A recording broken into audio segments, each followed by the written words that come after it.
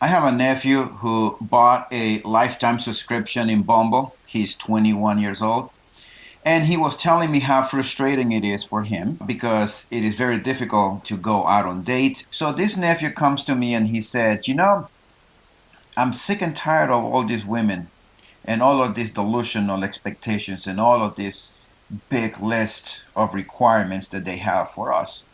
And he said, at least you guys, whenever you were dating, back in the late 90s and early 2000s, before I was even born, some 25, 26 years ago, he said, I'm sure you didn't have to deal with all of this. Besides, you do not understand, he said to me, the modern day dating, because you have been married for 22 years and you are completely out of the market. So you don't know what it is to deal with these modern day women. And I said to him, one of the interesting things is that you think that just because I have been married and people that you know in our family and friends of mine have been married also for 10, 15, 20 years, you are assuming that the pool of good women back in the day was a lot larger than what it is today. In reality, that's not true. We still have to do all of the screening that you guys have to do today. The women's liberation movement did not start in 2015 or 2020. The thing has been going on for more than 50 years. I also, in my dating times, I remember women that wanted a man who makes a lot of money. A guy who is tall, who is muscular, who is built, who had good charisma. The same thing that women are asking today.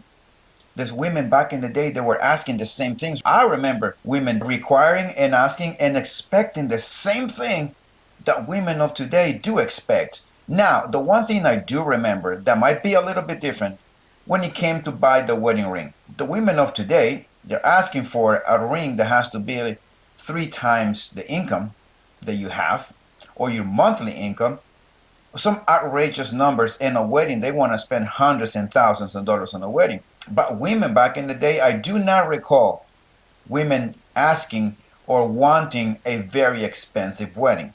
I think this is getting out of hand now. But I'm talking about the women's expectations and what women want from a man. That has never changed. I went to this content creator. He has been making a lot of videos of women who have divorced their husbands of 20, 25, 26, 30 years. And guess what? What age are these women? These women are my age. These are the women that we were dating back in the day.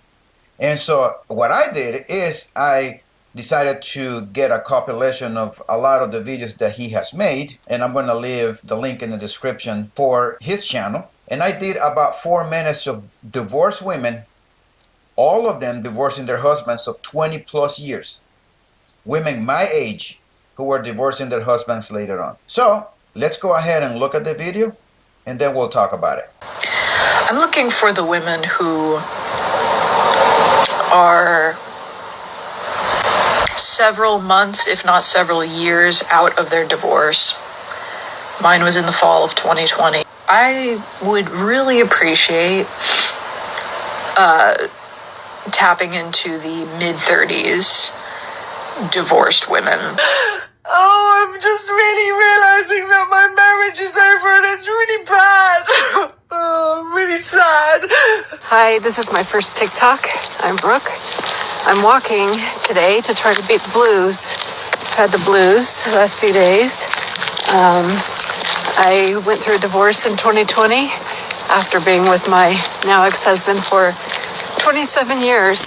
And I'm 55 years old now. Hey, it's Jenna. Recently divorced and kind of figuring out this new way of life. I was married for 23 years and with that person for 3 years prior. So for a total of 26 years of my life, I have been out of the game of dating, making friends, going out, and stuff like that as a single woman in her 40s. Yeah, I'm 47. If I had known this, it would have saved me from a second divorce. Every choice you make stems from what you believe you deserve. After my divorce, no confidence. It was my mission to get into another relationship and fall in love. Like, I needed to prove to myself that my divorce was the right decision. I needed someone to make me feel like I was worth loving. I didn't know how to do that for myself. And when you're coming from that place of lack, you choose the wrong partners. And here's divorce number 2. Don't do what I did. Take the time to get to know yourself and to like yourself. Is there anyone out there in TikTok land that can tell me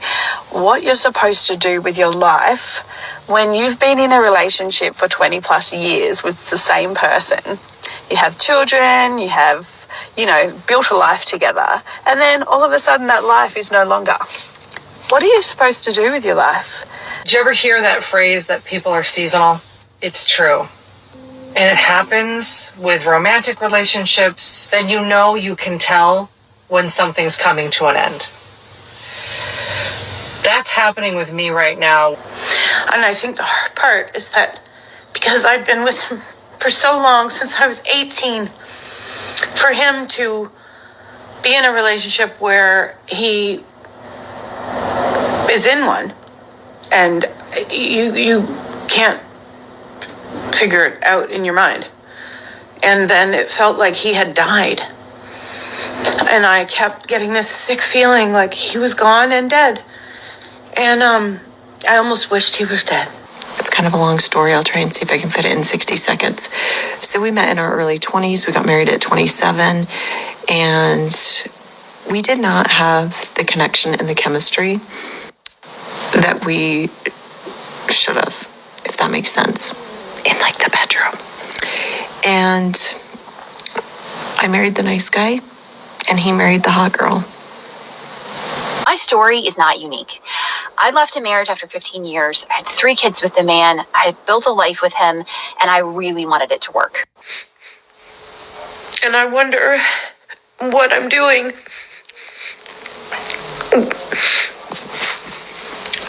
It's really not. I don't know what to do. I don't know why I feel like this. I miss my family. I miss being a family. It's so hard. It's really hard.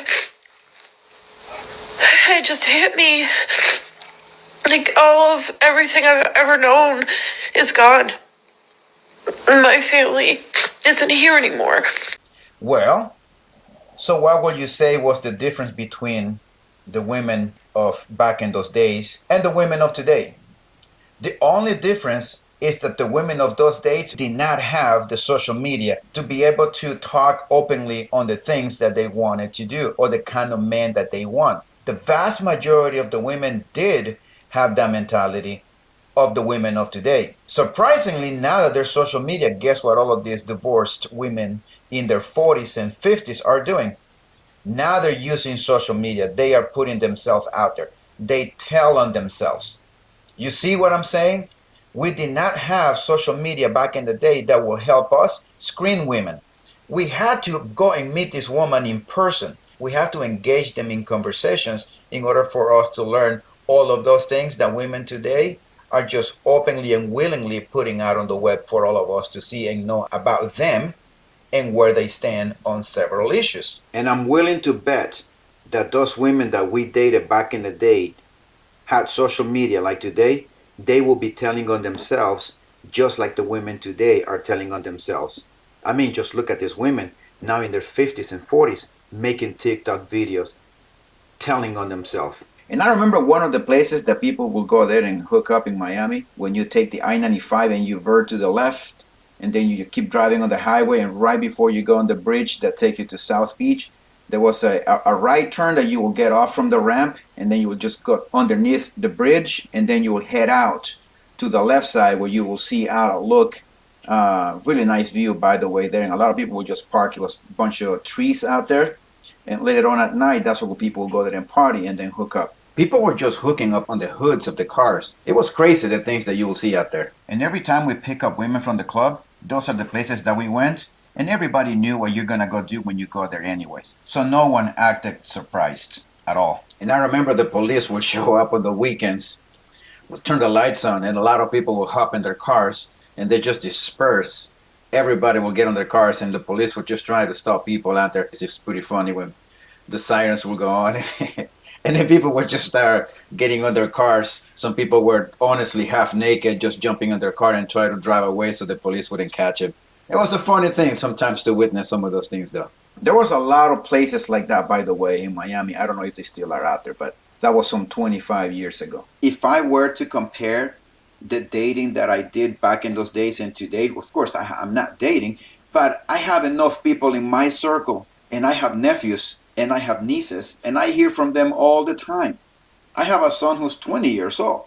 I also have heard from him. I tell my son the kind of women that I dated when I was his age. When I was 19, when I was 18, we did have to spend or invest or waste, however you want to look at it, time in order for us to get to know this woman more so that she could tell us all of the things that we needed to know that women today willingly and openly put out on the web for all of us to know. So, my suggestion to you guys is that you use the social media that you have at your disposal to screen the woman. Don't waste your time in going out on dates. Learn as much as you can from her before you even meet her because you have social media that you can utilize. And if you think it's a waste of time, you think that you're not going to be compatible, then don't waste your time. But if you think that the woman is worth it, then go out on dates with her, but you also need to screen her friends. Her friends will be the ones who are going to tell on themselves. And because whatever their friends believe or where they stand or where their thinking is, you can rest assured that your girl is going to also have the same thinking because people tend to hang out with like-minded individuals. And their friends don't have any skin in the game. So they can say and they can openly say things to you because they have nothing to lose. And that's another way that you can use to screen your woman, to look at her friends' social media. We didn't have any of that. I'm sure there's going to be more videos, hundreds and hundreds of videos of middle-aged women divorcing their husbands of 20, 30 years. And unfortunately, back in the day, they didn't have social media to tell on themselves, but now they do. It's funny how internet and the technology works nowadays. Anyways, guys, I really hope that you take care of yourselves. I hope that you also work on yourselves, that you go out and exercise. And if you're not in shape, as I always say, you need to get in shape. Put the controllers down, go out, work out, go to the gym, go biking, go running, go hiking. Do something, some activities. Do not be a couch potato. I still believe that there are good women here in the States still till this day, but they're a lot more difficult to find. And if you think that you can't get a good woman in this country or whatever area that you are dating, if you need to get your passports and then bail out of here, by all means do it. I will suggest you guys to do it. To travel around the world, to travel, go other places. I have had the privilege of traveling different places in the world for vacation, and I can tell you and I can assure you that femininity in other countries that I have gone to is pretty huge. And I can just assume that the pool of good women out there, feminine, traditional women, it's a lot greater than here. Go to a place where you are respected, where you are wanted, where you are desired, not a place where you are hated like here. Go where you are needed. Take care of yourself, work out, and always, guys, watch your six, and I'll see you next time.